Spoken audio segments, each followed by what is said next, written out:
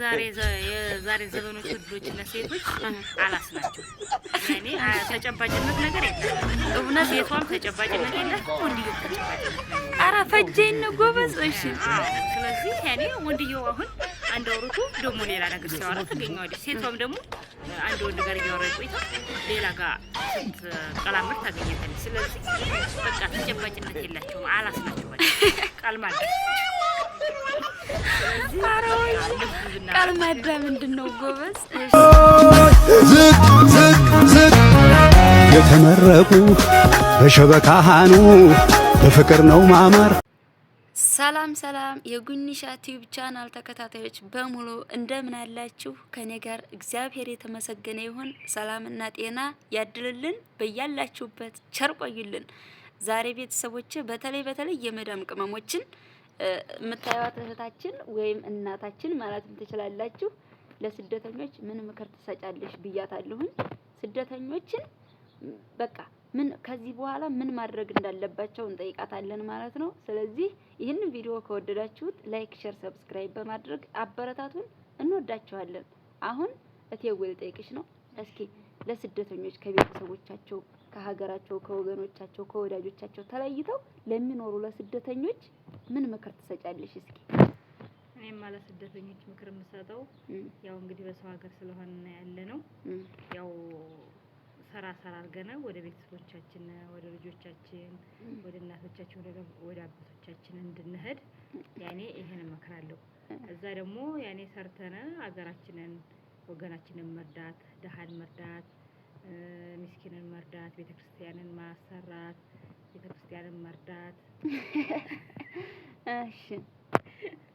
እና በቃ እንደዚህ በቃ ጠንከር ብለን ሰርተን ወደ ሀገራችን በሰላም ለመሄድ ይሄን እመክራለሁኝ።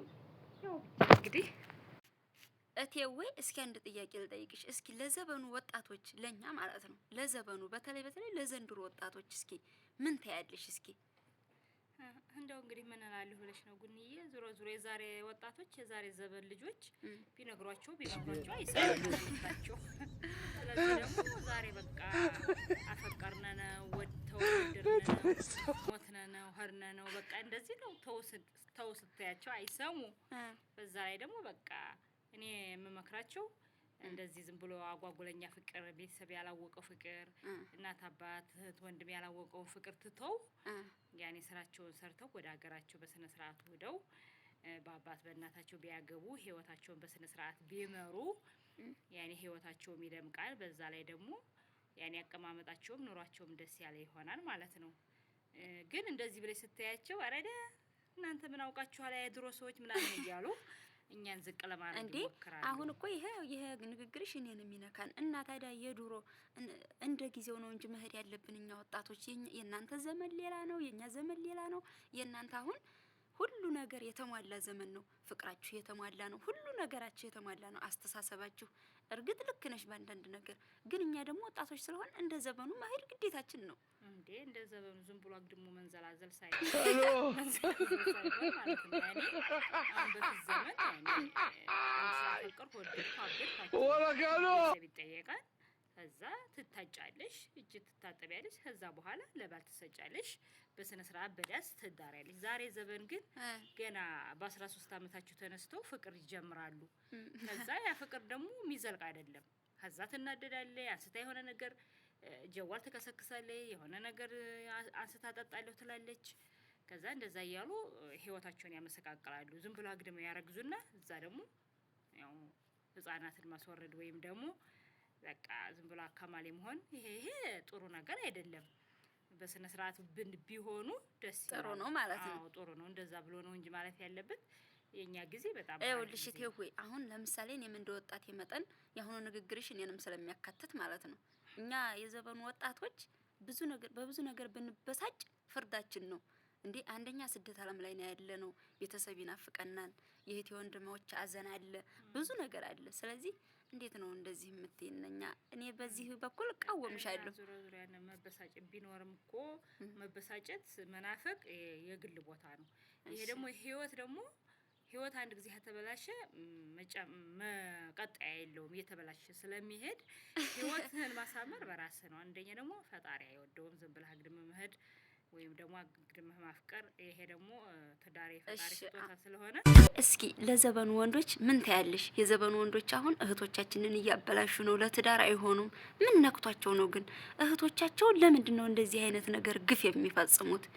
በቤተሰብ ሳያስጠይቁ ብዙ ነገር ሳያደርጉ አሁን አገባን እያሉ አሁን በእህቶቻችን ይጫወታሉ። ለነሱ ወንዶች እስኪ ምን ታያለሽ?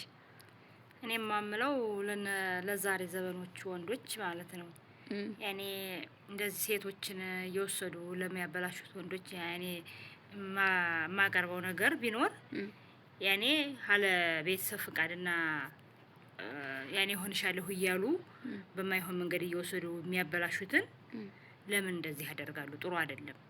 ግን ደግሞ ያኔ ወንድና ውሻ የሳቀ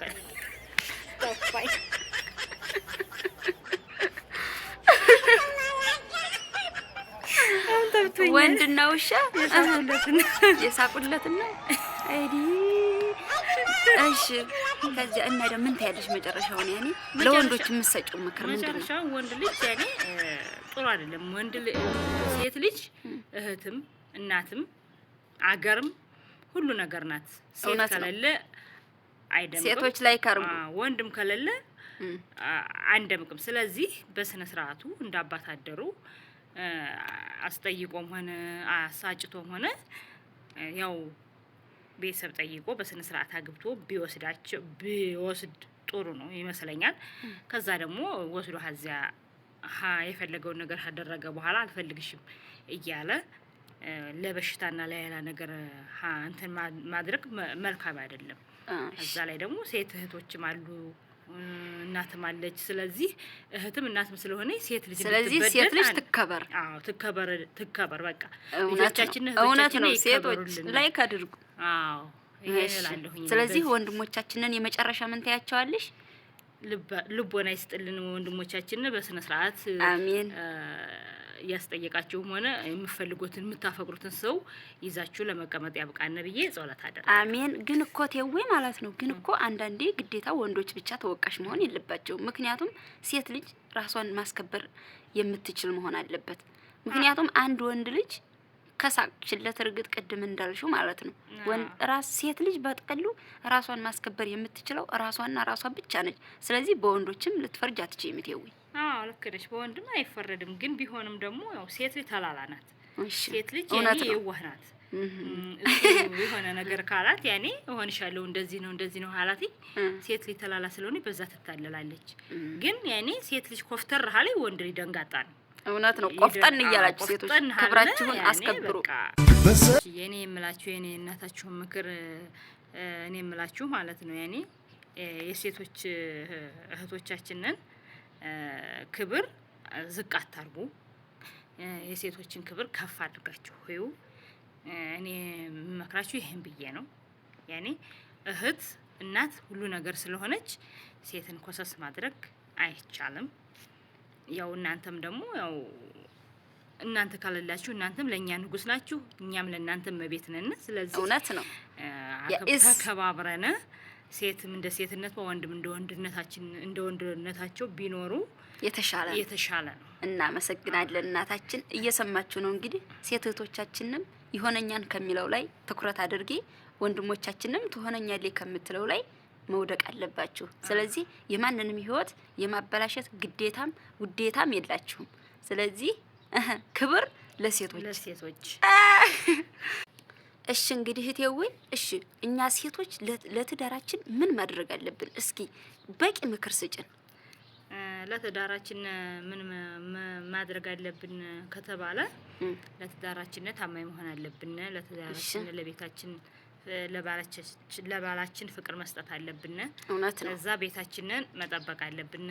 ስነ ስርዓት ያኔ ልጆቻችንን መንከባከብ፣ ገንዘባችንን መንከባከብ፣ ባላችንን ሲወጣ ንብረታችንን መንከባከብ፣ ውሎ ሲመጣ ተቀብለን እሱን ማክበር። እውነት ነው። እሱ ደግሞ እንደዛ እኛን ማክበር ያኔ በቃ ትዳራችን የሚነግሰውና ትዳራችን የሚደምቀው ህይወታችን የሚበረክተው በሁለቱም ፍቅር ሲኖር ነው። በሁለታችንም ስንከባበር ነው። እንዴ አንዳንዴማ ማጋነን ያለ ነው። ከዛ ደግሞ ግዴታ ነው። ፈጣሪም ይወደዋል ስንከባበር። እሺ ምክንያቱም አንድ ወንድ ብቻ ፍቅር ይዞ መዝለቅ አይችልም። ሴቷም ደግሞ እንደዛው በሁለቱም ግንኙነት ፍቅር የተሟላ ፍቅር ሲኖር ነው ማለት ነው። ግድ ነው። ይሄ ግዴታ ነው። አንድ ሰው ብቻ ሳይሆን ማሰብ ያለበት ሁለቱ ጥንዳሞች ናቸው ለትዳራቸው ማሰብ ያለባቸው።